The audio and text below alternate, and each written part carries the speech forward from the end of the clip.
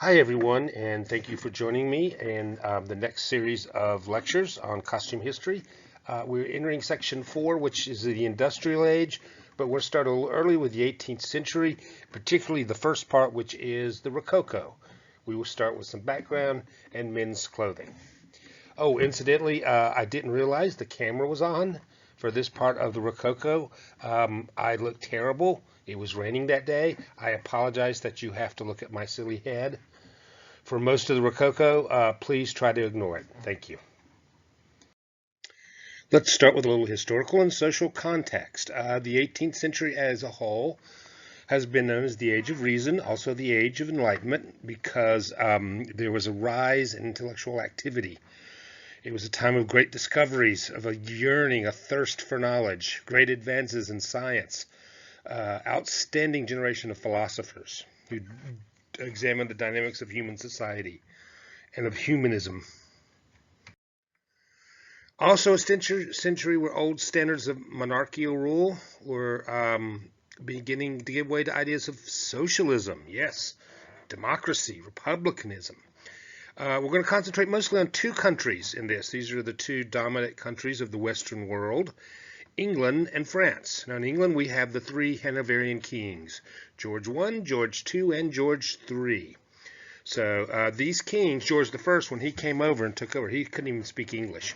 He was German. These are German, by the way. By the way, the current royal house, Windsor, is a direct descendant from the Hanoverian kings, the House of Hanover. In case you were wondering about that, they changed their name to Windsor during World War I so they wouldn't look too German. We start to see a shifting away from royalty and towards parliament, towards a nation instead of just a kingdom. They were big taxers, particularly of their colonies, and their most lucrative colony was America. And because they pushed and they used America as this sort of piggy bank, Americans pushed back, and we get the first representative democracy. Now, in France, after Louis XIV died, who was a strong monarch, there were two weaker rulers, Louis XV and Louis XVI. They didn't have the dynamism or the intellectual fervor that Louis XIV had, and it cost France greatly. Louis XV was very lavish, spent at court in Versailles more than he should have, nearly bankrupt France.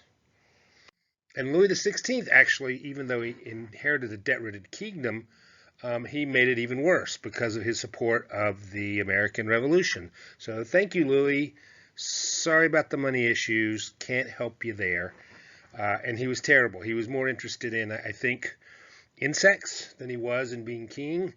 His wife, which he had no chemistry, was not very respectful for the French. She did have expensive taste. I know there's sort of an apologist interpretation of Marie Antoinette lately, but just remember she didn't really want to be there. She was Austrian. She didn't really fit in, and she acted out by buying lots of things. And the seeming excesses of the queen and the indifference of the king and just the general just jerkiness of the French aristocracy led to the French Revolution. And boom, there we go. The old order of the Western world is turned topsy-turvy. Socially, the models of fashion came from either France or England. In France, life centered around Paris, court of Versailles. We've already talked about this, copied by other nations of Western Europe. In England, though, we see more of a egalitarian style. It is not so much the aristocracy as it is the middle-class merchants who are rising up the social structure. Also, we see an influence from country gentlemen, more so than city gentlemen or city aristocracy or upper classes. Also, you don't see aristocracy being valued so much for what your lineage is, but how much money is your yearly income. Many a successful merchant gained a title by marrying into an aristocratic family. Kind of a case in point like Downton Abbey, which is in the 20th century, I know, 19th and 20th. But Lady Crawley was an American who married into Lord Crawley's family, and her infusion of cash helped save that aristocratic family. So there was a lot of that. Aristocrats with no money, merchants with lots of money, and a nice daughter or son. Boom. Lady Crawley. Artistically, we're dividing the century into two periods. The first is the Rococo, which we talked about before, sort of overlap with the 17th century. In the second half of the century, we see this reaction against Rococo, and it's being replaced by the neoclassical revival. So just sort of reaction against this sort of precious little Rococo style. And also about the time, this is when the discovery of the ruins of Pompeii and Herculaneum, you may recall, were two Roman resort areas that were covered and meticulously preserved by Mount Vesuvius. And we start to see the excavation of these fantastic finds. So this spurred this kind of interest in Greek and Roman models. Excuse me, had a little cough there for a second. So we start to see that. Pardon me. I'll try to be better. So the art and music a little more restrained, a little more dignified, I guess is the word I'm looking for, a little more standardized, not the intense flourishes of Baroque and Rococo. Architecture of the time was modeled on Greek structures, such as the Parthenon and the Pantheon, also a style that promoted social consciousness and a desire to serve society, so left self-centered. In America, this was known as the Federalist period. You can see it's no accident that most of our buildings, governmental buildings in Washington, the Supreme Court, the Capitol, the White House, are based on this neoclassical line, because it's the same time period. Now, a few fashion innovations. We won't go through all the fashion innovations, but there were some that need to be looked at. We start to see businesses involved with a garment industry. Clothiers, collar makers, wig makers, cordwainers, lace makers, glove makers, tailors, etc., etc. All viable cottage businesses. Most of these were small business owners who worked out of independent shops, usually lived above the shops, and had maybe one or two apprentices. You would learn by apprenticing a journeyman or a master in the field. Apprentices usually last 7 years. So if you were a young, I don't want to say blue collar, but a young merchant class lad, and you were expected to become a glove maker, much like our own Mr. William Shakespeare's father was. What you would do is you would find a glove maker to apprentice. For 7 years, you would live in his house, probably not up in the attic or in a little room somewhere off to the side, and you would learn it. And after 7 years, you could apply to be a journeyman. So we'd see less the art of weaving and making your own clothes at home, particularly in the cities. So in almost all cities, you usually would have to buy clothes. If they were new, they were usually expensive. There is a thriving trade in the theft of fine clothes. A clothes thief could do quite well for his or herself when you sell to secondhand stores or on the black market. Two inventions we need to talk about. The first is the Flying Shuttle, patented by John Kay in 1733. The Flying Shuttle allows a weaver to greatly speed up the weaving process and create wider and larger bolts of fabric in a shorter period of time. As you can kind of see here, you have this string in the middle, and the weaver whips it back and forth, and you have a shuttle down here. So in a fraction of the time, instead of pushing the shuttle through or pulling it, you just jerk on that screen and it flies across. You weave, flies across again. So I have here, you can't do this on the narrated version here, but if you look on Canvas, there's a link to show a flying shuttle in action. It's about 1 minute, shows you pretty much what it's like. Much faster, still tedious when you think about doing this for 12 hours a day, but much, much faster. Now the problem was this created a demand for yarn. Demand outstripped supply because they were weaving faster than they could make yarn or thread. Until 1768, James Hargreave invents the spinning jenny. Basically, this is a multi-spool spinning wheel that you would crank a handle, seen here, and produce up to 8 spools of thread at once. So an 8 times increase in production. So when you do these will spur great changes when we get to the 19th century and the Industrial Revolution. One more interesting innovation we need to talk about is the fashion magazine. I knew earlier we were talking about the 17th, we start to see catalogs and books about fashion. Now we're seeing regular monthly publications. Paris is the center of most of these, and it created quite a stir.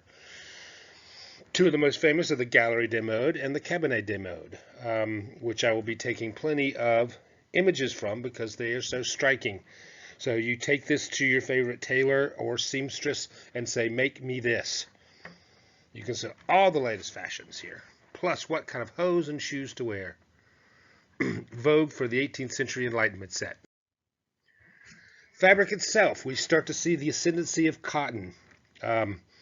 Cotton from America, the New World, which will be coming to the fore. From India. India is a bustling cotton producer, as is Egypt. There. And we're starting to see more scientific principle. Dyes are becoming, even though they're still natural, are becoming more versatile and more color fast and more sophisticated. So we see this boom in business of printed cottons, most popular of which is toile. I'm sure which you all recognize. Even though it's French, which is French for cloth or canvas, because it's kind of twill canvas look, it was invented in Ireland. But it was the French who took it and ran with it, so to speak. Basically what it is a big roll, and you print these pastoral scenes on cotton, designed to look sort of like a quaint pastoral engraving. I know you've all seen it. It's still, even though it's considered a little old-fashioned, you will still see toile to this day. Really big in the 18th century. Another popular variant of cottons is the Indian cottons. Obviously, cottons from India, such as muslin, which we all should know pretty well, a thin, plain weave cotton. Lawn, a fine, sheer, silky feeling cotton, good for blouses, wraps, and chemise. Here you see a dressing gown in lawn. Buckram, heavily starched fabric used for interfacings, good for stiff collars, in particular. Hats, used today. Gauze, we all know, a thin transparent fabric with an open weave. And calico. Now, calico is an unbleached and coarse, inexpensive cotton. What we think of calico today is this printed cotton pattern, usually floral. I think it always has to be floral. But originally it was not. The floral came in to use in the American West when it was used to make these sturdy dresses that were inexpensive in the Sears and Roebuck catalog. But at first it was coarse and unbleached. Three more terms we should tell you about that are related to textile and garment industry in the 18th century are chintz, chinoiserie, and flannel. Chintz is a cotton weave. It is originally calico with a floral print, and it would have this glaze to it. We know chintz today is something cheap.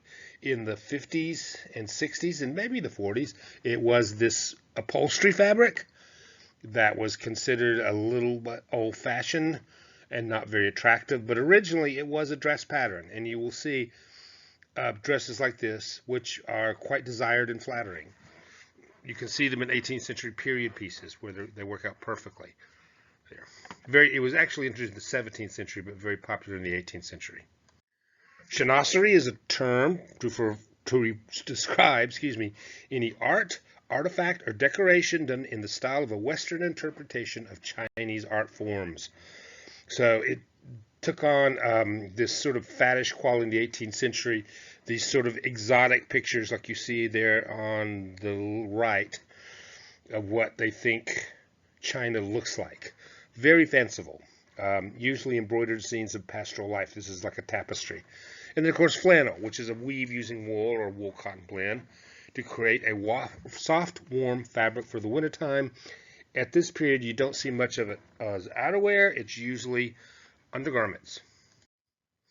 Okay, let's start with men, Rococo men in particular. Here we see the complete habit of men's undergarments. Yay! Underdrawers. Check. A shirt, a long shirt with a little buckle there you see in the front. And then even that, an undervest, all made of flannel. The only thing you'll see is the shirt, usually. So you put on the knickers, your underdrawers. You would put on the shirt. You can see it has the collar. And then you might put on the vest. But you won't see much of the vest because of the short little sleeves, so the only thing you see is the sleeve collar. I will confess in my researchings, I don't exactly know what the purpose of the undervest is yet, but rest assured, I will find out. I will triumph over the undervest. Waistcoats are still fairly long, elaborate embroidery added to the front. This is toward the beginning of the 18th century. Customary to button the waistcoat up to the waist only, and let the shirt, often with a cravat, show through. Here we see the justacore continue to be worn. Remember the justacore? Some changes. Buckram interfacing added to make the skirts fuller. Side slits added to accommodate dress swords. So you can see it becoming very fanciful. One thing that does become kind of characteristic of justacore at this point is the boot cuff. You can see right here, this huge cuff that's pulled back with decorative buttons. Also, we have a rear slit, which for ease of movement. And this is it. So pleats arranged in a fan shape around the hip add to the fullness. So you're looking at kind of a tight waist, then fullness down here with slits, and then boot cuffs on the sleeves. Here we see a ditto suit. Usually habits, waistcoat, breeches, coat, justacore, another type of coat we're about to have, usually have contrasting fabrics and color. Some of those are made of the same fabric, and these are called the ditto suit. You can see on the left with that floral pattern. 1, 2, 3, all the same. Also, breeches become a little more sophisticated. You can see they have buttons here at this flap.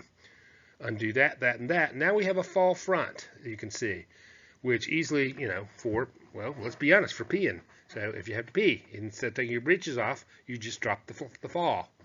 So these are fall front breeches. This concludes Part A. In Part B, we will continue with some men's clothing and the women's clothing and some specialty costumes of the Rococo era. Thank you.